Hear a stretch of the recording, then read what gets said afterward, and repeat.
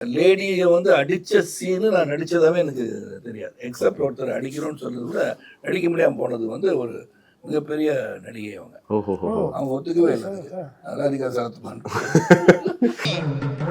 அறுப்பு கட்டைக்கு பேய் அருவாமனை வாங்கிட்டு வர மாட்டேன், வெள்ளக்கமாத்த வாங்கிட்டு வருவேன். வெள்ளக்கமாறு எங்கனாலும் நாங்க வேற எங்கேயும் போயிட்டோம். யார் பண்ணி சரி ஆர்வமா இருக்க கூடாது. ரமணி படத்தில் வந்து ரொம்ப நேரம் நான் வந்து அவங்க சீனியர், அப்போ நானும் உட்காந்துட்டு இருந்தேன். ஏதோ ஒரு ஆர்கியூமெண்ட் போயிட்டு இருக்கு. அவங்க டைரக்டர் ஏதோ பேசிட்டு நம்மளுக்கு எதுக்கு வந்து பேசாமல் உட்காந்து அவன் 10 லைன்ஸ் பாட்டோம். டைரக்டர் வந்து தளபதி வந்தார். சார் கொஞ்சம் நீங்கள் சொல்லுங்கள் சார். என்ன சொன்னோன்னு சீன் படிச்சிங்க, அதை படித்தேன். அவர் என்ன சொல்கிறாரு, நான் வந்து அரையணும். ஓகே, மேடத்தை அரையணும். நீங்கள் மேம் அரையணும். மேம் அரையணும். அரைஞ்சவுடனே நான் மறுநாள் வந்து மன்னிப்பு கேட்பேன்.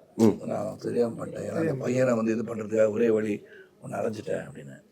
அதை பற்றி இல்லைங்க, நீங்கள் இன்றைக்கி என்ன அரைவீங்க, நான் காத்துட்டு இருந்தேன்னுவாங்க.